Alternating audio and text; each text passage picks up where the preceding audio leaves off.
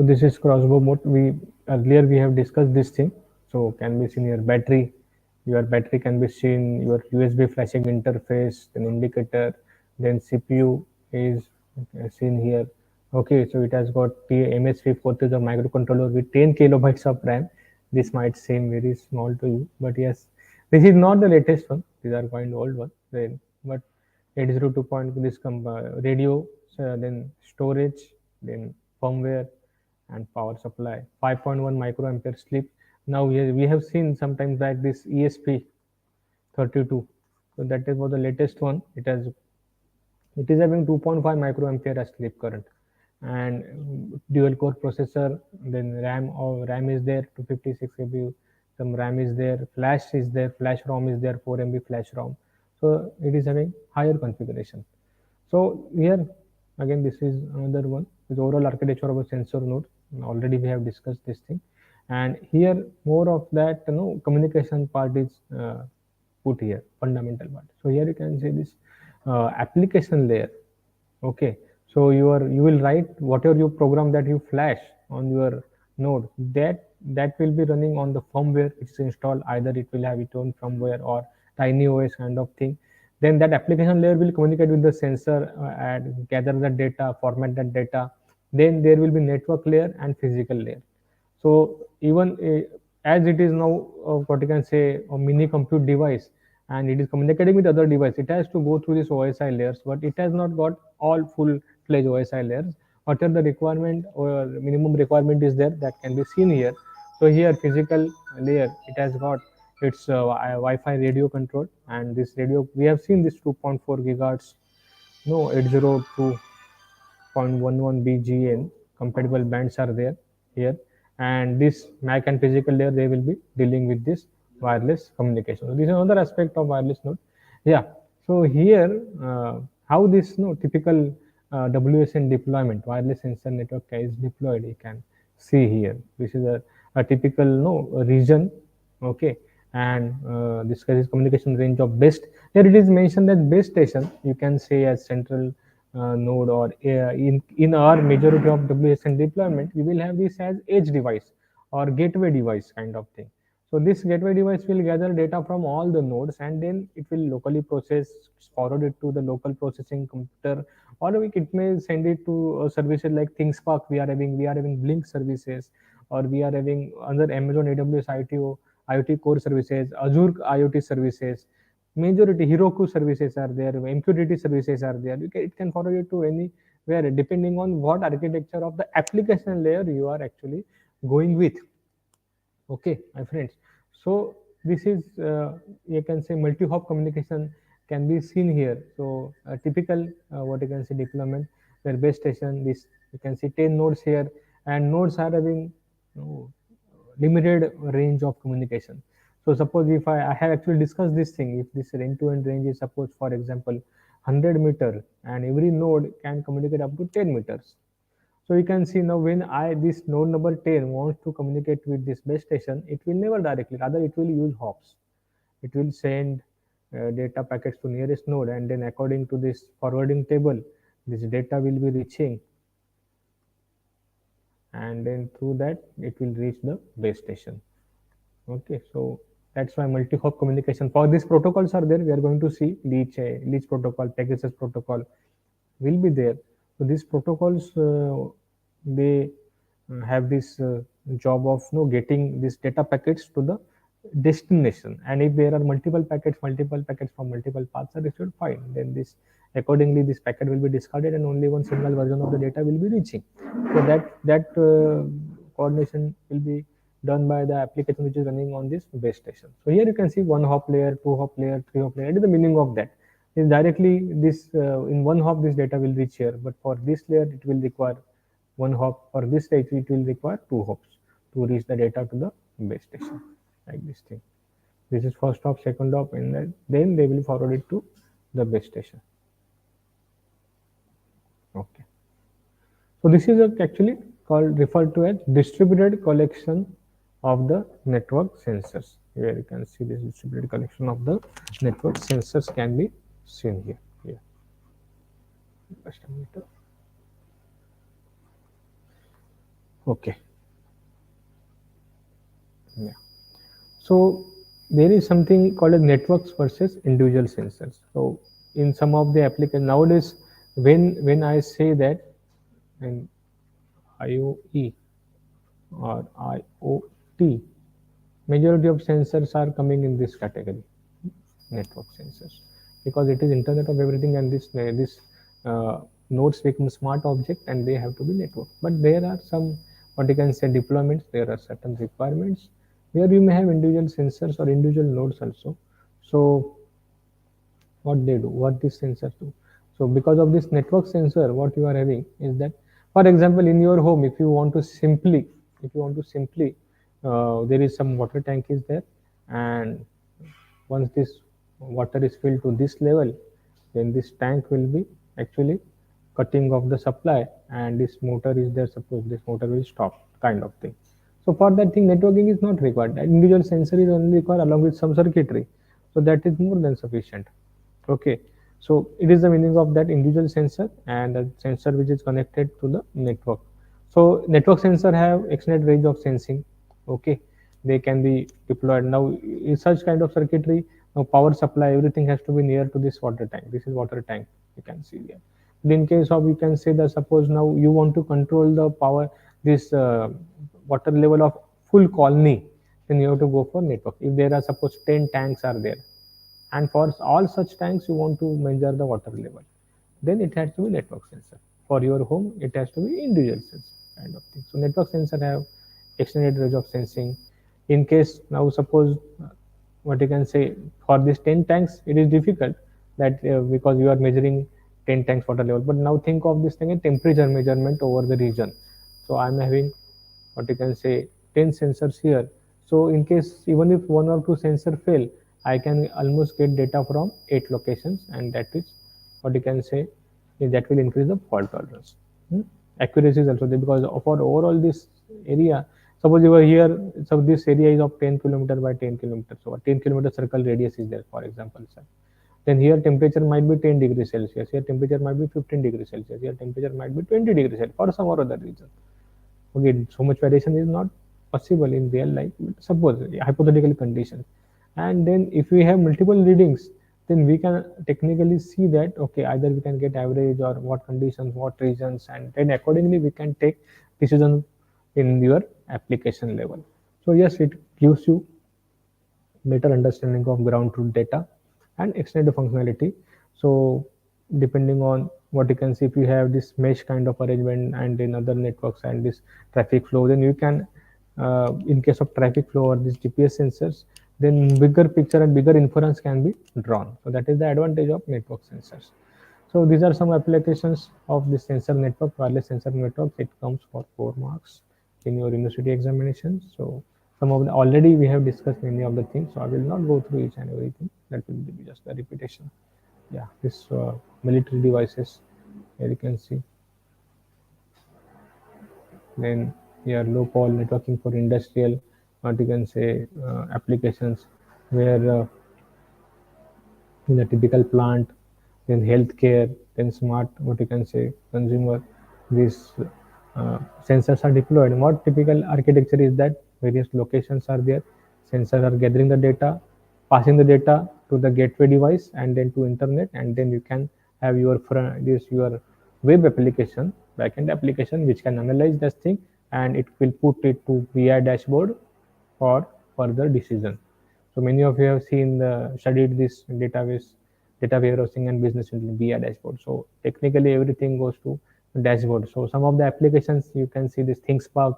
That there you will see the temperature, your sensor temperature variation. Blink is there. Blink has got various sensing parameters, and then dashboard is there. It can say, give you this meters and other kind of display. So a number of possibilities are there. Idea is that gather data and then analyze the data. How to put it for the users, what you can say, for decision making, then that is the what you can say problem of BI, business intelligence. Okay.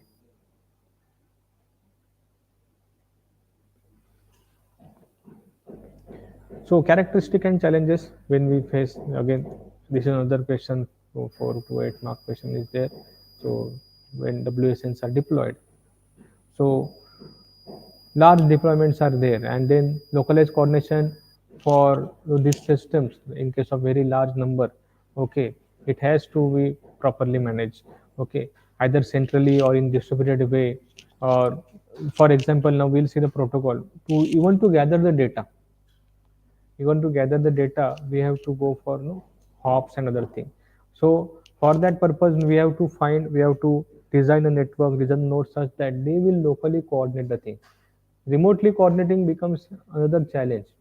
Okay, so locally we have to coordinate and then see how the data is going to go at next level, next hop, and kind of thing. So that's why we have to go for distributed kind of work, because central, if you say that one central node is there, if that node fails, everything fails. So there has to be some redundancy, some local coordination. Then these nodes need to be self-adaptive. Okay, so that even if some nodes go out of the thing, then your routing should not hamper. Okay, that's what here it is. Autonomous system, self-organization, self-configuration, adaptation has to be there. The protocols and the system and the node should have that program running so that work will not halt. Then as these nodes are having, we have seen that limited compute, limited power, limited memory, limited storage, and limited power means limited power to battery life. Then they have to accordingly use protocols which are energy conserving. And overall architecture should be scalable. So we in future, suppose we want to add certain more number of nodes, then it has to be allowed. And data centric network, obviously, because when we say that no, our IOE or IoT application, so IOE mainly people, process, and data. These three things are very important. So people, process, data. So without data, things are not possible. If we are deploying the sensor nodes, means there is a certain purpose that we want to gather something. And when we want to gather something, that has to be sensed. And if it is sensed, then it has to be passed to some place. And that's why this passing of the data is the key objective of this data centric networks. So that is another important thing that you should understand when these WSNs are deployed. These are the characteristic. These are the data centric network. Okay, so how you say pass the data, that is another thing. So address free routing, then name data, reinforcement based adaptation, and in network data aggregation. So all these things are there. Means address free route means what? You when you want to simply pass, you should at every node there should be certain table, certain node ID where it should be passed. But it may not have actual IP address or kind of thing. There has to be some identifier. Identifier will be there, but unlike the address. Okay, so that it may use the flooding mechanism, so that data should reach at the end. Okay, then data should be have the originating entities tag from where the data is originating. Okay, then in case suppose some node go out of service, then your algorithm which or the protocol which you are using to transmit carry the data from one place to other place, it should be adaptive enough. Data aggregation, in network data aggregation, there should be these nodes which will be aggregating the data, collecting data together, combining the packets, and then sending it to the next hop. So that kind of design is very much required when we deploy the WSNs. Okay, so that's why your network protocol design goals can be seen here, either that I just discussed. Operate in self-configured mode. So many times no infrastructure network support is there. Why? Because network is what you can say kind of adaptive or dynamic kind of nature is there in case of this relation network. Some things could come in service, something go out of service kind of thing. And that's why this protocol should be power simple enough so that they don't have high memory footprint. Okay, because this device we have just seen, this old devices, this one node that we discuss, it has got some kilobytes of memory in kilobytes. So it has to run the application as well as gather the data and then process the data coming from other nodes. So that's why the protocol which actually work for this data communication in this WSNs, they have to be very light. Okay, so that's why limit computation needs to protocol, simple yet efficient protocol. That's why we have separate, like leech protocol is there, that we'll see. Then Pegasus protocol is there. So these protocols like TCP/IP, this protocol they carry data in our internet. So definitely from this WSN part to cloud, data will be carried by TCP/IP. But inside the WSN, it will be using Leech or Pegasus protocols. Okay, so that they address these challenges. Hmm? Yes. So WSNs versus managed actually we have seen. So I'm not going to discuss this thing here. These are the same repetitions. So ad hoc network also.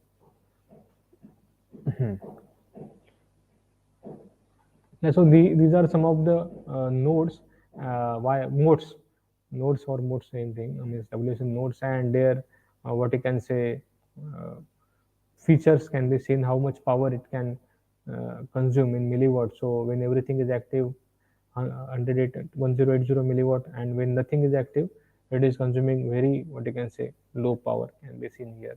So also here your Medusa node at 12 CPU is there, and when it is what you can say inactive, almost zero power can be seen. So it conserves the energy. So here you can see this is the big picture for the energy conservation, because energy conservation is the key aspect of your WSN nodes. We cannot.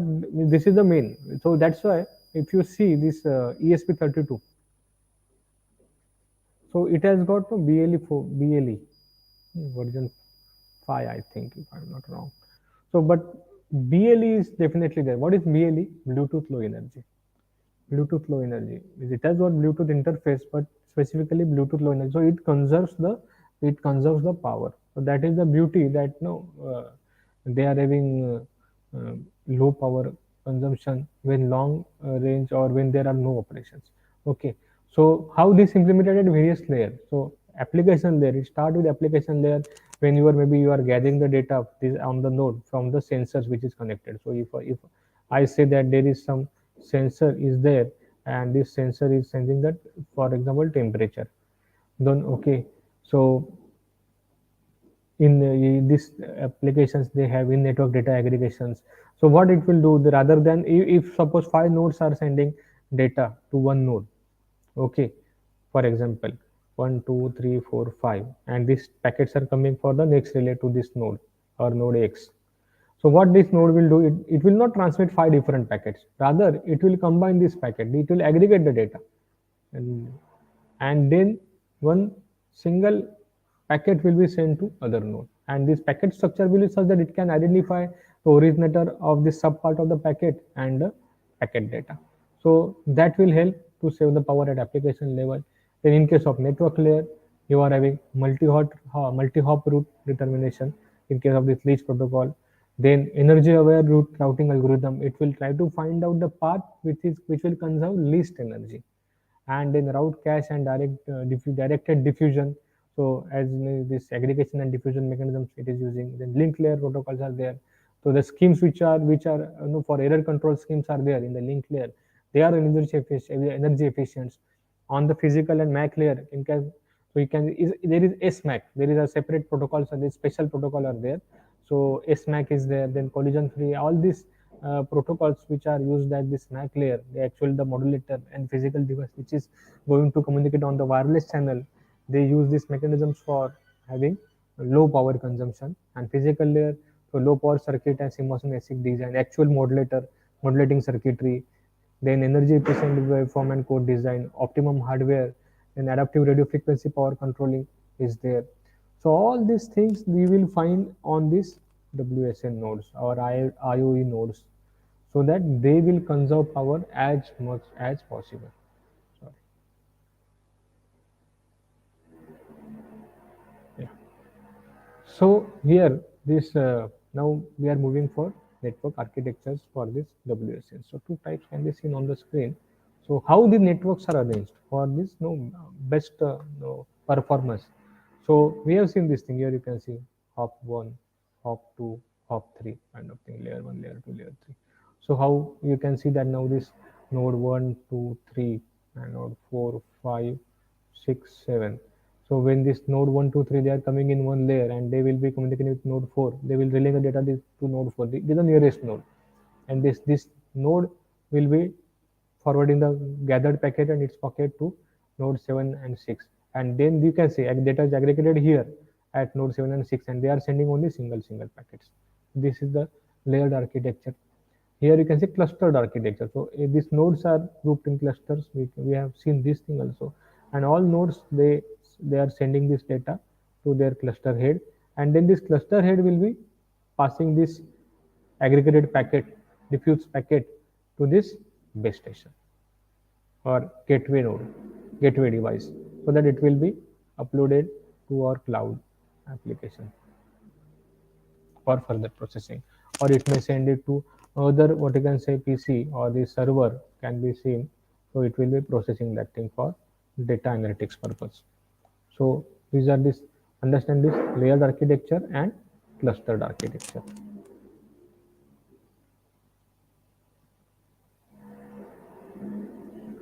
So clustered architecture. So you can say tier one, tier two, tier how you are actually creating the clusters depending on the number of nodes, depending on the area, depending on the distance between nodes. It is up to you, or depending on the importance of the nodes. So there might be sensing node, then there might be gathering node, and there might be the gateway station. So here you can see now this localized sensing, and then if in every network there is cluster.